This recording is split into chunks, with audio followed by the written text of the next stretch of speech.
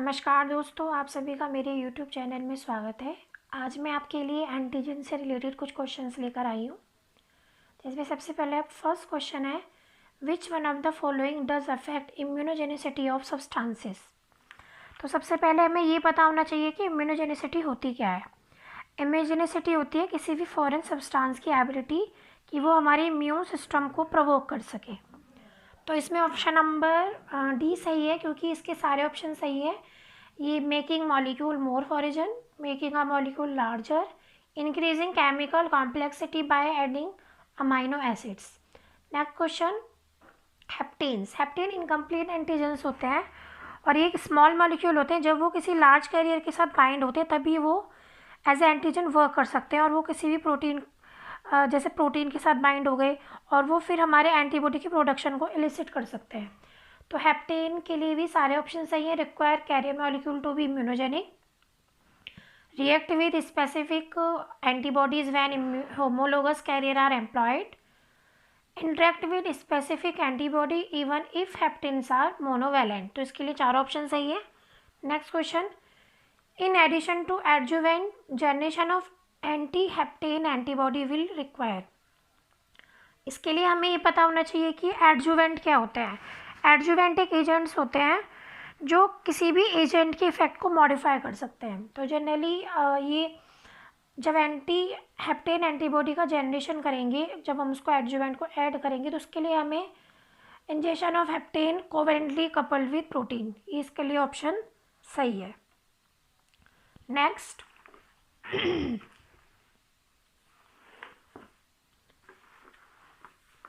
Next question है आपका,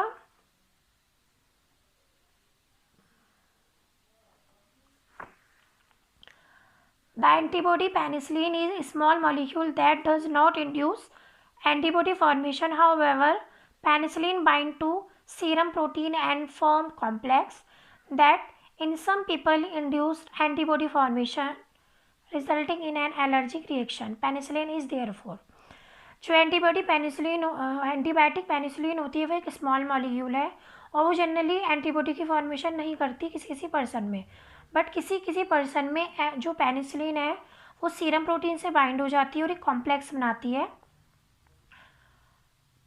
और एंटीबॉडी की फॉर्मेशन को इंड्यूस कर देती है और एक एलर्जी रिएक्शन को प्रोड्यूस करती है। तो वो पेनिसिलिन क्या है? क्या वो एंटीजन है या इम्यूनोजेंस है या हेप्टेन है या एक्टिंजन या हेप्टेन है? तो जो एंटीबायोटिक पेनिसिलिन है वो एक हेप्टेन है। जब तक वो किसी लार्ज कॉम्प्लेक्स से बाइंड नहीं होगी तब तक एज ए वो एंटीजन की तरह वर्क नहीं करेगी। हेप्टेन उसका नेचर है। Next, epitope is the secreted region on the antigen that interact with. इसके बाद हमें ये पता होना चाहिए कि जो एपिटोप्स है वो क्या है। तो एपिटोप्स एंटीजेनिक डिटर्मिनेंट साइट्स होती हैं, पार्ट होती हैं एंटीजेंस का, जो हमारे इम्यून सिस्टम के द्वारा पहचानी जाती हैं या टी सेल और बी सेल के द्वारा पहचानी जाती है। तो जो एपिटोप्स हैं वो हमारे एफईबी रीजन, फैब रीजन होते हैं, जिस एंटीबॉडी के ऊपर रीजन्स होते हैं ये। Antibody light and heavy chains, T cell receptors and all of the above. इसके लिए ऑप्शन डी सही है। Next question, epitope is the region of antigen that is interacting with. अब एग्रीटोप्स क्या होता है? एग्रीटोप्स एक बायोमोलिक्यूल का पार्ट है जो हमारे एमएससी से बाइंड होता है। तो इसका ऑप्शन नंबर बी ठीक है। Next question, which one of the following statement regarding super antigen is correct. हमें सुपर एंटीजन के बारे में जो भी स्टेटमेंट है वो बताना है कि कौन सा करेक्ट नहीं है। तो जनरली जो सुपर एंटीजन्स होते हैं वो नॉन स्पेसिफिक एक्टिवेशन कर देते हैं किसी भी टी सेल्स का और इम्यून सिस्टम को सप्रेसिव एक्टिवेट कर देते हैं। तो super antigen generally antigen presenting cell के द्वारा प्रेजेंट होते हैं किसी भी आइडेंटिकल मैनर में और कन्वेंशनल एंटीजन से। उसके बाद हमारा नेक्स्ट टॉपिक है MHC and antigen presentation.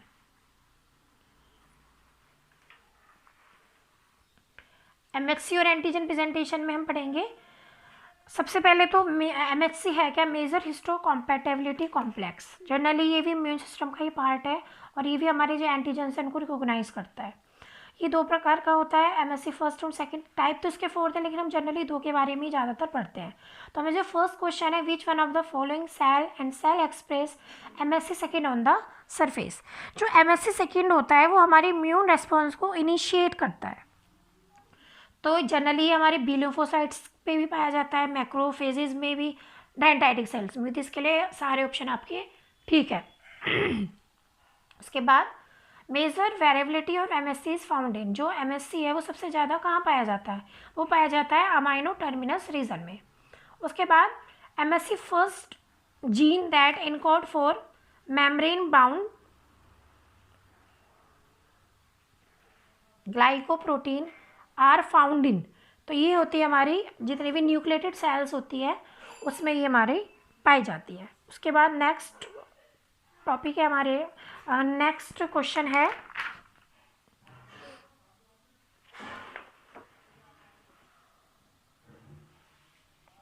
Choose the correct combination of statement from following for MSc second protein.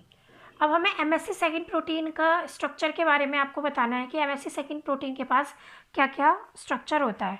तो आप इस स्ट्रक्चर में देख सकते हैं, एमएससी सेकंड प्रोटीन के पास पॉलीपेप्टाइड चेन्स होती हैं, उसमें alpha 1 beta 1 alpha 2 beta 2 disulphide linkage से बाइंड होती हैं और इसमें साइटोप्लाज्मिक मेम्ब्रेन में ये जुड़ी हुई होती है। तो इसका ऑप्शन नंबर बी देख सकते हैं आप, और ऑप्शन नंबर क्यू, दोनों सही है। इसमें अल्फा 1 अल्फा 2 बीटा 2 डोमेन होते हैं।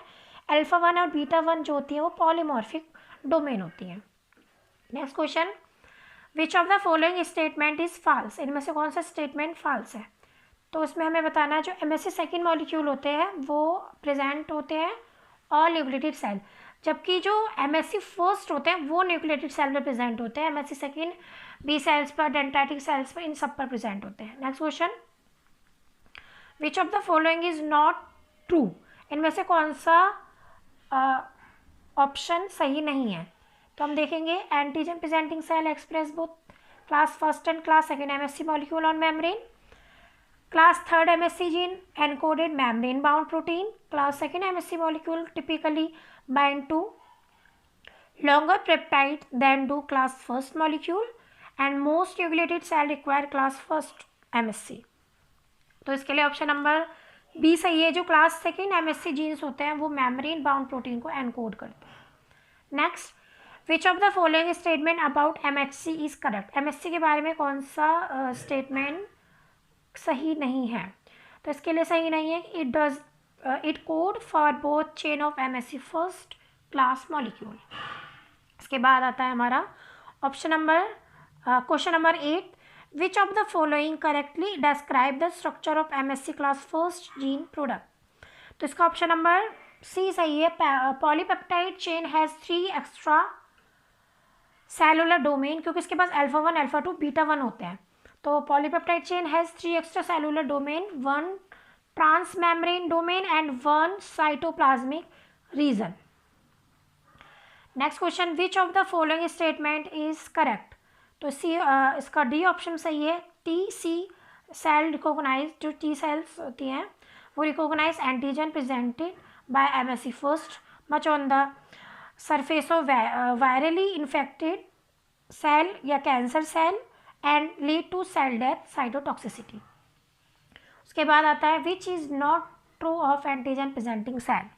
अब आपको ये पता होना चाहिए कि एंटीजन प्रेजेंटिंग सेल्स क्या होती हैं। जो एंटीजन प्रेजेंटिंग सेल्स होती हैं वो सेल होती हैं जो किसी भी एंटीजन को प्रेजेंट करती हैं उस फॉर्म में कि टी सेल उसको रिकॉग्नाइज कर सके। किसी भी एंटीजन को प्रेजेंट करती हैं उस फॉर्म में जिस फॉर्म में टी सेल उसको रिकॉग्नाइज कर सके, जैसे कि बी सेल्स हो सकती हैं, मैक्रोफेजेस हो सकते हैं, ये सारे एंटीजन प्रेजेंटिंग सेल के एग्जाम्पल है। तो इसका option number D, dendritic cell are widely distributed human body to trap lymph and blood borne antigens and activate helper T cells which in turn induce B growth and antibody। तो इसके लिए dendritic sales तो होती ही नहीं है, सिर्फ B sales होती हैं और कुछ मैक्रोफेजेस होते हैं।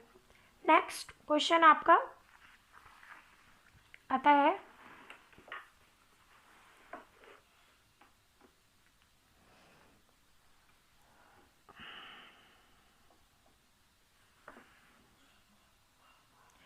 The role of antigen presenting cell in the immune response is all of the following accept.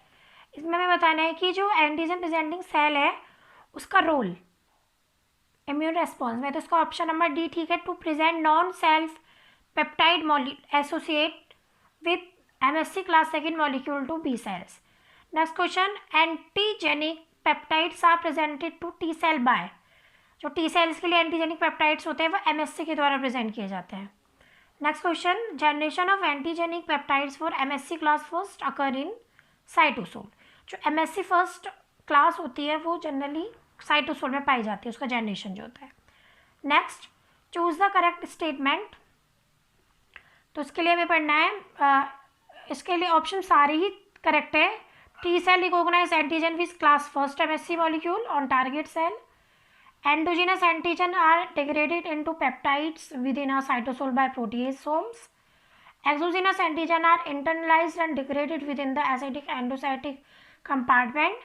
Presentation of non-peptide antigen derived from bacteria involve the class first like CD1 molecule. ये option सारे ही सही है। इसके बाद मैं next जो आपके लिए क्वेश्चंस लेकर आऊँगी वो आऊँगी एंटीबॉडी से। धन्यवाद।